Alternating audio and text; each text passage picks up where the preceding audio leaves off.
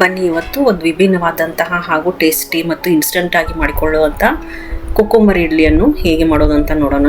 ಇದಕ್ಕಾಗಿ ನಾನಿಲ್ಲಿ ತಗೊಳ್ತಾ ಇದ್ದೀನಿ ಸುಮಾರು ಅರ್ಧ ಕಪ್ಪಷ್ಟು ತೆಂಗಿನಕಾಯಿ. ಇದಕ್ಕೆ ಹಾಕೊಳ್ಳಿ 1 ಟೀ ಸ್ಪೂನ್ ಅಷ್ಟು ಜೀರಿಗೆ ಹಾಗೂ 1 ಇಂಚಷ್ಟು ಶುಂಠಿಯನ್ನು ಹಾಕೊಂಡು ಇದನ್ನು ತರಿತರಿಯಾಗಿ ರುಬ್ಕೊಳ್ಳಿ. ನಂತರ ಒಂದು ಕಡೆಯಲ್ಲಿ ಸ್ವಲ್ಪ ಎಣ್ಣೆಯನ್ನು ಹಾಕ್ಕೊಂಡು ಇದಕ್ಕೆ ಸ್ವಲ್ಪ ಸಾಸಿವೆ ಚಟ್ಪಟ ಅಂದಮೇಲೆ ಸ್ವಲ್ಪ ಕಡಲೆಬೇಳೆ ಕಂದು ಬಂದ ಮೇಲೆ ಇದಕ್ಕೆ ಸ್ವಲ್ಪ ಕರಿಬೇವು ಸೊಪ್ಪು, ಖಾರಕ್ಕೆ ತಕ್ಕಂತೆ ಹಸಿಮೆಣಸಿನ್ಕಾಯಿ ಹಾಗೂ 1 ಕಪ್ಪಷ್ಟು ರವೆಯನ್ನು ಹಾಕ್ಕೊಳ್ಳಿ. ಇಲ್ಲಿ ನಾನು ಮೀಡಿಯಮ್ ರವೆಯನ್ನು ತೆಗೆದುಕೊಂಡಿದ್ದೀನಿ. ಇವಾಗ ಗ್ಯಾಸನ್ನು ಆಫ್ ಮಾಡಿಕೊಂಡು ಅದೇ ಬಿಸಿಯಲ್ಲಿ ರವೆಯನ್ನು ಸ್ವಲ್ಪ ಬಾಡಿಸ್ಕೊಂಡ್ಬಿಡಿ. ಆಮೇಲೆ ಇದನ್ನು ಸೆಪ್ರೇಟಾಗಿ ಒಂದು ಬಾಂಡಲ್ಲಿ ತೆಗೆದುಕೊಂಡು ಇದನ್ನು ಸರಿಯಾಗಿ ಆರಕ್ಕೆ ಬಿಟ್ಬಿಡಿ. ಆಮೇಲೆ ಇದಕ್ಕೆ 1 ಕಪ್ಪಷ್ಟು ತುರಿದ ಸೌತೆಕಾಯಿ ಹಾಗೂ ನಾವು ಮಾಡಿಕೊಂಡಿಟ್ಟಿರುವ ತೆಂಗಿನಕಾಯಿ ಮಸಾಲೆ ಪೇಸ್ಟನ್ನು ಹಾಕ್ಕೊಂಡು ಇದನ್ನು ಒಂದು 20 ನಿಮಿಷವರೆಗೂ ನೆನೆಯಲು ಬಿಟ್ಬಿಡಿ.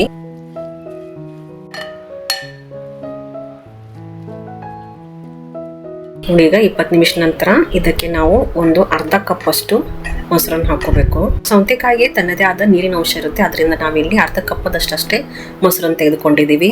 ಆಮೇಲೆ ಇದಕ್ಕೆ ಸ್ವಲ್ಪ ಕೊತ್ತಂಬರಿ ಸೊಪ್ಪು, ರುಚಿಗೆ ತಕ್ಕಷ್ಟು ಉಪ್ಪು ಇದನ್ನೆಲ್ಲ ಹಾಕಿಬಿಟ್ಟು ಇನ್ನೊಂದು ಸರ್ತಿ ಕಲಿಸ್ಬಿಟ್ಟು ಒಂದು 5 ನಿಮಿಷವರೆಗೂ ನೆನೆಯಲು ಬಿಟ್ಬಿಡಿ.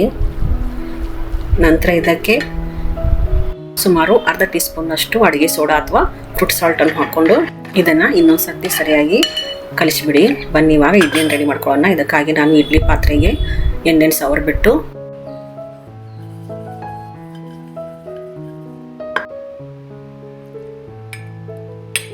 ಇದಕ್ಕೆ 3/4 ಭಾಗದಷ್ಟು ಮಾತ್ರ ಹಿಟ್ಟನ್ನು ಹಾಕ್ಕೊಳ್ಳಿ. ಆಮೇಲೆ ನಾವಿಲ್ಲಿ ಮಾಮೂಲಿ ಹೇಗೆ ಇಡ್ಲಿ ಬೇಯಿಸ್ಕೊತೀವೋ ಅದೇ ಥರ ಇದನ್ನು 20 ನಿಮಿಷವರೆಗೂ ಬೇಯಿಸ್ಕೊಂಡ್ರೆ ನಮ್ಮದು ಸೌತೆಕಾಯಿ ಇಡ್ಲಿ ತಯಾರಾಯಿತು. ನೋಡಿ ನಮ್ಮದು ಇಡ್ಲಿ ಎಷ್ಟು ಚೆನ್ನಾಗಿ ಬಂದಿದೆ ಅಂತ. ಬನ್ನಿ ಇವಾಗ ಇದನ್ನು ಕೊಬ್ಬರಿ ಚಟ್ನಿ ಜೊತೆಗೆ ಸರ್ವ್ ಮಾಡೋಣ. ಇದರ ಜೊತೆಗೆ ಮತ್ತೊಂದು ಕಾಂಬಿನೇಷನ್ ಅಂದರೆ ನಮ್ಮ ತರಕಾರಿ ಸಾಗು ತುಂಬ ಚೆನ್ನಾಗಿರುತ್ತೆ. ಈ ಸೌತೆಕಾಯಿ ಇಡ್ಲಿ ರೆಸಿಪಿಯನ್ನು ನೀವು ಖಂಡಿತವಾಗಿಯೂ ನಿಮ್ಮ ಮನೆಯಲ್ಲಿ ಟ್ರೈ ಮಾಡಿ ಹಾಗೂ ನನ್ನ ಚಾನಲನ್ನು ಸಬ್ಸ್ಕ್ರೈಬ್ ಮಾಡೋದನ್ನು ಮರಿಬೇಡಿ. ಧನ್ಯವಾದಗಳು.